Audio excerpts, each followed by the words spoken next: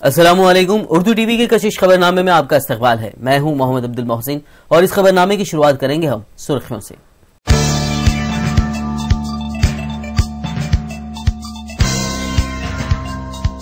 इंतखाबी मुहिम के दौरान गैर कानूनी रकम को जब्त करने का सिलसिला जारी।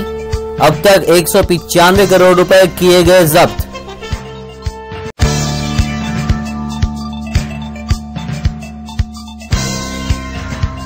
मजलिस इत्तेहादुल मुस्लिमीन ने आंध्र प्रदेश असेंबली के लिए जारी की अपनी दूसरी फहरिस्त। 6 उम्मीदवारों के नामों का किया गया ऐलान।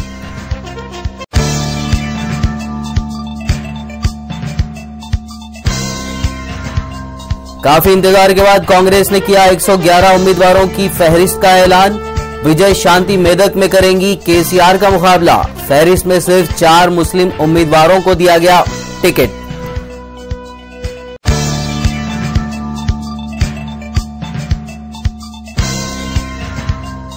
अमित शाह जैसे लोगों का सियासत में होना बदकिस्मती, समाजवादी पार्टी के सरबराह का बयान।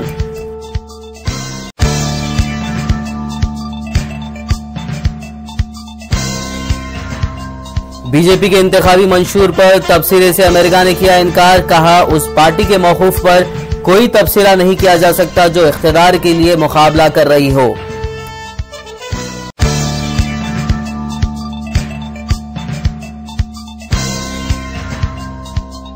लापता तैयारे के सुराग के लिए सबमरीन की जाएगी रवाना। ऑस्ट्रेलिया के कायम मुकाम वजीर आजम ने दिलाया यकीन।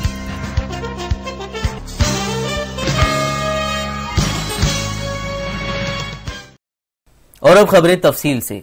इलेक्शन कमीशन ने चुनाव मुहिम के दौरान 195 करोड़ रुपए जब्त किए हैं। जब्त की गई इस कसीर रकम में से रियासत आंध्र प्रदेश से 118 करोड़ रुपए जब्त किए गए हैं। इलेक्शन कमीशन की टीम ने 26,56,000 लीटर्स शराब और 70 किलो हेरोइन भी जब्त की है। इलेक्शन कमीशन ने भारी रकम की लेन देन को रोकने के लिए बोर्ड ऑफ डायरेक्ट टैक्सेस और फाइनेंशियल इंटेलिजेंस यूनिट से कहा है कि वो इलेक्शन के दौरान अपनी नजर तेज बनाए रखें।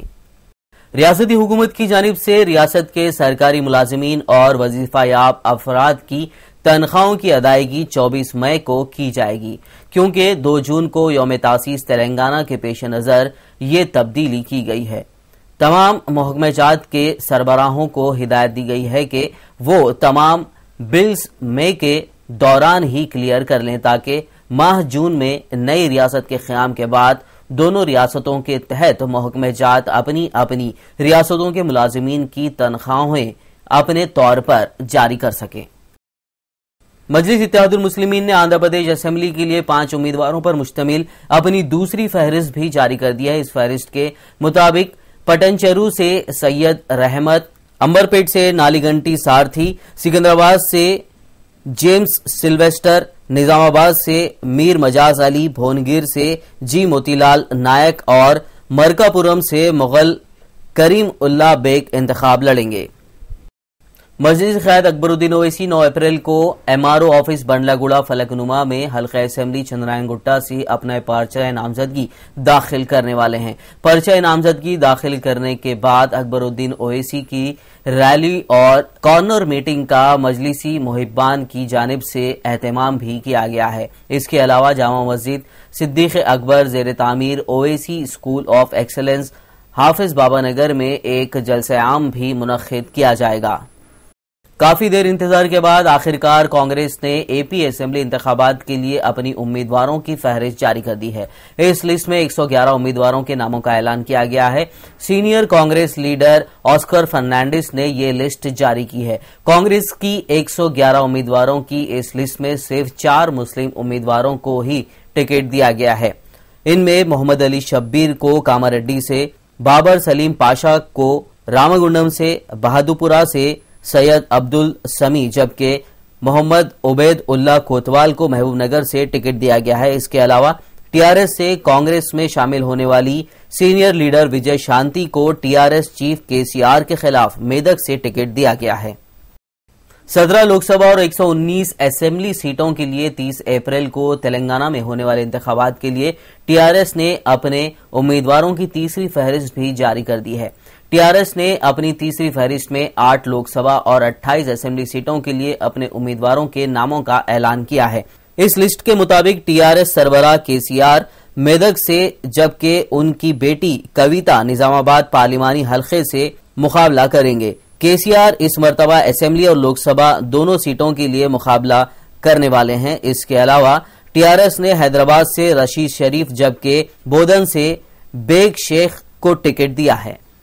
सदर मजलिस बैरिस्टर असदुद्दीन ओवैसी ने कहा कि बीजेपी की साजिशें मुल्क के लिए खतरा है। सदर मजलिस ने कहा कि हैदराबाद की निशिस्त पूरे मुल्क के 20% से ज्यादा कमजोर, मजलूम और गरीब अफराद की आवाज है। सदर मजलिस हल्का असेंबली गोशा महल के इलाके नामपल्ली चौराहे पर एक इंतखाबी जलसे से खिताब कर रहे थे। उनका कहना था कि कश्मीर के नौजवानों पर मजालिम और आसाम में 3 लाख से ज्यादा अफराद पर नस्ली तशद्दुद के खिलाफ मजलिस इत्तेहादुल मुस्लिमीन ने लोकसभा में आवाज उठाई है। इस जलसे में मजलिसी अराकीन असेंबली व कॉरपोरेटर समेत दीगर नौजवानों ने शिरकत की। फिर आज बीजेपी का मैनिफेस्टो आया, पढ़ो आप, जिसमें कह रहे हैं कि बांग्लादेश के हिंदू हिंदुस्तान में आ सकते हैं। मेरे भाई, ये कौन सी बात है? आप क्यों मजहब की बात कर रहे फिर? और मैनिफेस्टो में कहा गया कि राम मंदिर की तामीर अगर होगी तो दस्तूर के दायरे में रहेगी, कॉन्स्टिट्यूशनल पैरामीटर्स में होगी। याद रखो, अगर कल के दिन बीजेपी को खुदा ना खास्ता अपनी ताकत के ऊपर अक्सरियत मिलेगी तो यकीनन कानून बनाएंगे। कानून बनाना पार्लियामेंट का काम। अपनी अक्सरियत के ऊपर पार्लियामेंट बिल लेकर आएंगे कि नहीं, हमको यहां पर मंदिर बनाना है। कोर्ट चलता रहेगा, बोलेंगे नहीं, पार्लियामेंट में बिल बनाना है। याद रखो, मैं डराने के लिए नहीं कह रहा हूं। ये लोग जब कभी दहशतगर्दी के हमले होते, आप और हम मजम्मत करते दहशतगर्दी की हमलों की। हम मजम्मत करते उन लोगों की जो दहशतगर्दी के नाम पर मासूम हिंदुस्तानियों का कत्ल करते हैं।